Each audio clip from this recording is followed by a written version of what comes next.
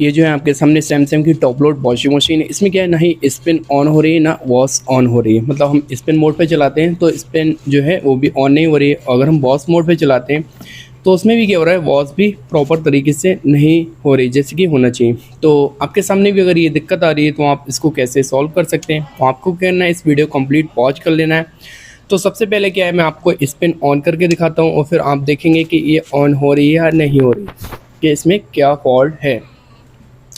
अगर वीडियो पसंद है वीडियो को लाइक कर देना है। फिलहाल मुझे क्या है, अभी यहाँ पे स्पिन ऑन कर देना है। ऑन करने के बाद क्या है, आप देखेंगे फिलहाल मैंने यहाँ पे ऑन कर दिया है। 6 टाइम की मतलब टाइमिंग रहेगी। और बाकी जो है यहाँ पे हम जब स्पिन ऑन करते हैं तो एक मोटर आवाज़ करती है, साउंड करती है, घूं घूं की आवाज़ आ रही है, जैसे कि मोटर जो है चलना तो चाह रही है बट चल नहीं पा रही, इस तरीके की दिक्कत आ रही है। तो आप ये जो है साउंड सुन लें पहले।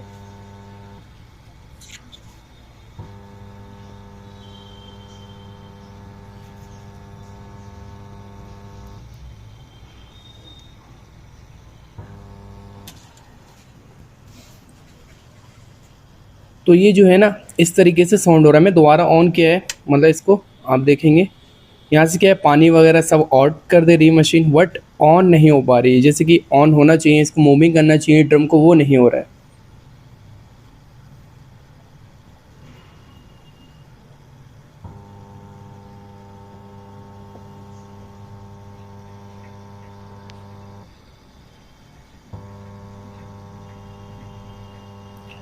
तो ये जो है इस तरीके से मतलब साउंड कर रही है, घूं घूं की आवाज़ कर रही है। तो आपके सामने भी अगर ये दिक्कत आ रही है तो आप उसको कैसे ठीक कर सकते हैं। सबसे पहले कि हमने मशीन को डाउन कर दिया, उसके बाद जो है हम इसका पैनल खोलना है। ये वाला आप देख रहे हैं, ये पैनल ओपन करके उसके बाद देखना है कि ऐसा तो नहीं कि बेल्ट बहुत ज़्यादा टाइट है। अगर बेल्ट बहुत ज़्यादा टाइट होती है तभी ये दिक्कत आती है, अदरवाइज़ आपका कैपेसिटर वीक होता है तभी ये दिक्कत आती है, या फिर आपकी वायरिंग में दिक्कत हो तब प्रॉब्लम आती है कि वायरिंग आपकी कट गई है। एक जो है ऐसा है कि आपका वायर कहीं से कट गया या फिर वायरिंग में बहुत ज़्यादा कार्बन है, तब ये दिक्कत आती है।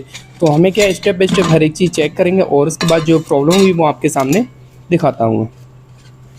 तो फिलहाल क्या है, यहाँ पे इसकी बेल्ट जो है बिल्कुल ठीक है, कोई दिक्कत नहीं है, टाइट नहीं है। फिलहाल हम बेल्ट उतार के फिर इसको मतलब ऑन करके देखते हैं कि ऐसा तो नहीं कि बेल्ट वगैरह, अगर बेल्ट ठीक है, अगर बेल्ट उतार के भी चलती है तो आपको देखना है। अच्छा, एक चीज़ का और ध्यान रखना, जब बेल्ट हम उतारेंगे तो इसकी जो गियर बॉक्स की ऊपर से तो थोड़ा एहतियात से उतारेंगे, उंगली वगैरह ना कट जाए।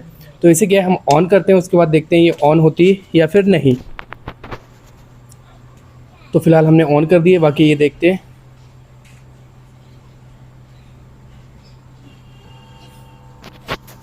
तो यहाँ पे क्या है, साउंड कर रही है, ऑन नहीं हुई। हम हाथ से देखते हैं, ये चल गई, मतलब हाथ से घुमाने पे चल जा रही है। तो हो सकता है इसका कैपेसिटर वीक हो तभी ये दिक्कत आती है, या फिर एक दिक्कत और है जो मुझे लगी इसमें, इस मतलब मोटर में।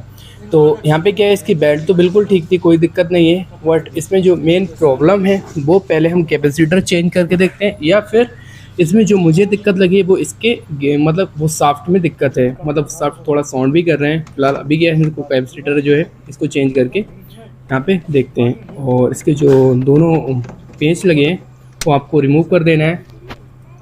और उसके बाद ध्यान रखना है, अगर आपका कैपेसिटर कितने पावर का है वो देख लेना, उसी के हिसाब से आपको इसमें इंस्टॉल करना है। ऐसा मत करो यार, तुम अपने पापा के नक्शे कदम पे मत चलो। तो इसको क्या है, हम दोनों पेंच निकाल के और उसके बाद जो है ये आप देख रहे हैं ये वाला कैपेसिटर ये बाहर ले लेना है। और एक चीज़ का ध्यान रखना है, आपको वायरिंग भी स्टेप बाय स्टेप चेक कर लेना है कि वायरिंग में अगर कोई दिक्कत होगी फिर भी आपकी मोटर नहीं चलेगी, तो इस चीज़ का भी आपको ध्यान रखना है। तो फिलहाल हमें क्या है, इसको बाहर ले लेना है, इस कैपेसिटर को, उसके ये देख लेना है कि कितने का है। ये क्या है, 9 UF का है, मतलब 9 का है। आप 10 का भी लगा सकते हैं, कोई दिक्कत नहीं, 10-11 लगा सकते हैं, कोई ऐसी दिक्कत नहीं चेक करने के लिए, ठीक है। तो यहाँ पे क्या है, हम इसको चेक करने के लिए आप एक कैपेसिटर में और लेता हूँ। मेरे पास जो है मतलब 2 UF का है, मतलब 2 UF का है, तो उसको ऐड करके मैं लगाता हूँ ये।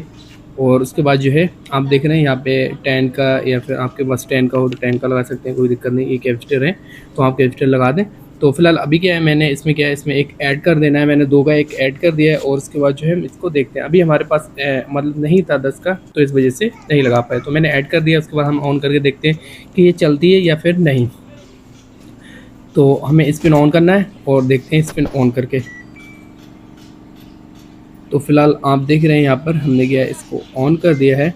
ये देखें आप, ड्रेन जो मोटर है वो अपनी तरफ ड्रेन कॉक को खींच लेगी, ठीक है। उसके बाद जो है आप देख रहे हैं यहाँ पे खींच लिया, उसके बाद जो है इसका गियर बॉक्स की गरारी हट गई, उसके बाद स्पिन चलना चाहिए। अभी फ़िलहाल हमने बेल्ट भी उतार रखी है, बट फिर भी यहाँ पे स्पिन नहीं चल रही है। स्पिन को चल जाना चाहिए, स्पिन नहीं चल रही, यहाँ पे साउंड कर रही है। तो इस तरीके की दिक्कत आ रही है, देखें आप एकदम मूविंग करा। इसमें गियर बॉक्स की दिक्कत है, वो सॉफ्ट, वो दिक्कत दे रहे हैं वो सॉफ्ट, तभी ये दिक्कत आ रही है मोटर में। तो हमें क्या है, मोटर खोल लेनी है, उसके बाद जो है इसके वो सॉफ्ट है वो रिप्लेस कर देना है, और उसके बाद जो दिक्कत है वो दूर हो जाएगी, उम्मीद है। वो सॉफ्ट, वो दिक्कत दे रहे हैं वो सॉफ्ट, तभी ये दिक्कत आ रही है मोटर में। तो हमें क्या है, मोटर खोल लेनी है, उसके बाद जो है इसके वो सॉफ्ट है वो रिप्लेस कर देना है, और उसके बाद जो दिक्कत है वो दूर हो जाएगी, उम्मीद है। तो एक चीज़ क्लियर हुई, इसकी वायरिंग ओके, प्लस आपका जो कैपेसिटर है वो भी ओके, कोई दिक्कत नहीं है। मतलब जो आपका कैपेसिटर है इससे पहले लगा था वो ठीक है, कोई दिक्कत नहीं है।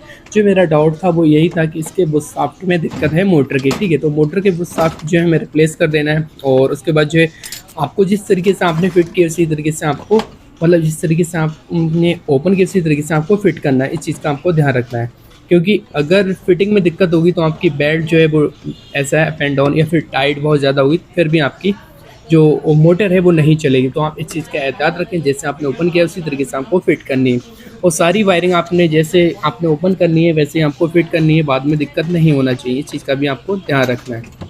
तो फिलहाल हमें इसकी मोटर जो है बाहर ले लेनी है, उसके बाद इसका एक जैक होता है, वो जैक आपको डिस्कनेक्ट कर देना है। तो जैक जो है इसी तरीके से आपको डिस्कनेक्ट करना है जिस तरीके से आपको आसानी हो। जैसे कि आपको माइनस पेंचकस करना है, उसके बाद इसका जो जैक है वो निकल जाएगा, ठीक है। तो यहाँ पे क्या है, जैक निकल गया, उसके बाद जो हमें इसकी मोटर की जो दिक्कत है वो सॉफ्ट की हम उसको रिप्लेस कर देंगे। उम्मीद है उसके बाद जो दिक्कत है वो दूर हो जाएगी। तो फ्रेंड्स, ये इन्फॉर्मेशन कैसी लगी, अच्छी लगी वीडियो को लाइक कर दो, चैनल पर न्यू चैनल को सब्सक्राइब कर दो। Thank you for watching.